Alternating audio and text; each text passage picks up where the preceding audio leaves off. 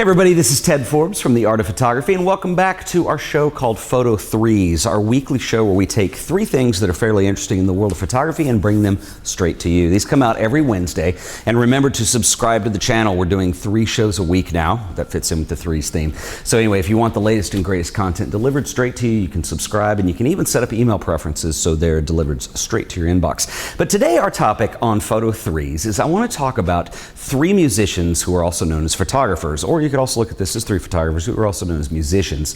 But anyway, I think this is fairly interesting, and it was fairly fun to research. There obviously, you can come up with more than 3 of these, but the 3 we're going to talk about today I think are particularly interesting, and they're all very different. The first photographer slash musician I want to discuss is a gentleman who's probably best known as a jazz bass player, a gentleman by the name of Milt Hinton. Milt Hinton was probably best known, I think, to most people as the bass player who did the intro to the Drifters song Under the Boardwalk. But actually, more importantly, he played with pretty much everybody during a history of jazz, which included people like Billie Holiday and Art Tatum, Dizzy Gillespie, you name it, he probably played with them and toured with them. And basically, as a bass player, he was an amateur photographer and started out on Argus C3, which is a kind of affectionately nicknamed The Brick. And he managed to get all these behind the scenes, backstage shots of major luminaries in jazz music, particularly during a slice of time that I think was extremely important to American jazz. So you see people like Billie Holiday, you see people like Dizzy Gillespie, the list goes on.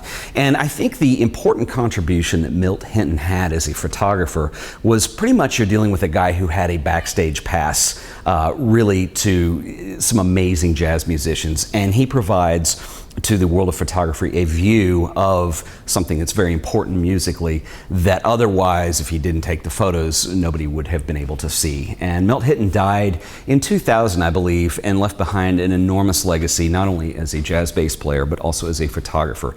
And so he's my first pick. Second pick today is somebody who's fairly well known, if you have been in pop music in the last 20 years at all. A gentleman named Bryan Adams. And Bryan Adams is best known as a Canadian singer-songwriter who had hits in the 80s like Cuts Like a Knife and many others. Everything I Do, I'll Do It For You, which I really don't need to ever hear again. But anyway, other than that, Bryan has maintained kind of this double career, not only as a musician, being very well known for that, but also as a very successful photographer. Obviously, he knows a ton of celebrities, and his work is very celebrity-based.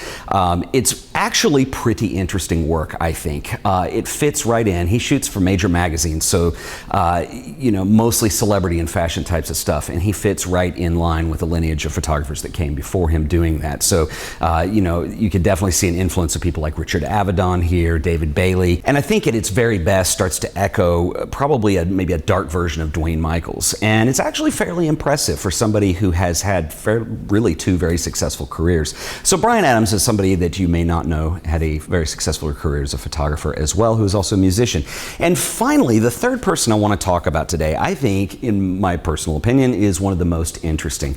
This gentleman is actually more known as a photographer, and I only came to find that he was a musician a few years ago. It's a gentleman by the name of Ralph Gibson, and Ralph Gibson has had a stunning career as a photographer. He does extremely important work. His first job as a photography assistant was for Dorothea Lange, and later on he did several projects and worked with Robert Frank. And he's even done some film work and worked with people like Lou Reed. And so he's worked with some seriously amazing luminary artistic minds in the world of photography, music, art. And he's done some film work himself. His photographs are amazing if you've never seen them.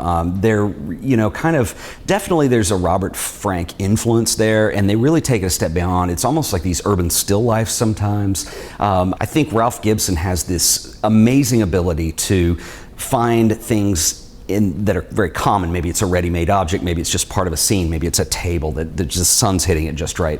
But he finds beauty in the most common things, and it's so, I guess this kind of street object photography sometimes, for just lack of a better phrase. Anyway, the music part of this comes in because Ralph Gibson, a couple years ago, started scoring music, and he wrote a piece that actually, the German name, I Am the Night, and basically it was music, as he described it, for Linz and guitar. guitar. And he plays guitar, and if you're not familiar with listening to a lot of avant-garde music, it may be kind of difficult at first because it's definitely out there. I will link up to his website because he does have 2 videos on his website. The problem that I have with them is they kind of show him playing the guitar more than they show the photographs that are rolling behind him. But basically it's a performance-based piece where he stands on stage, plays this piece of music for guitar that goes along with photographs that you're going to see projected on the back through the dark in the theater on the stage. It's an extremely interesting piece. It's very much in the line of his work. I happen to like a lot of very experimental music, things like John Zorn, and so for me it really made sense, and it was so beautiful to hear this. But I think he's definitely worth checking out. You might have to be a little open-minded, but I hope you would at least give it a shot. So those are 3 photographers / musician people, 3 photographers who are also known as musicians. So we have Milt Hinton, Brian Adams, and the always wonderful Ralph Gibson. So anyway, guys, this has been another episode of Photo Threes, and join us Friday when we'll do our Q&A show, and we'll be back on Sunday with a full episode of The Art of Photography. So until then, my name is Ted Forbes, and I will see you guys in the next episode. Later.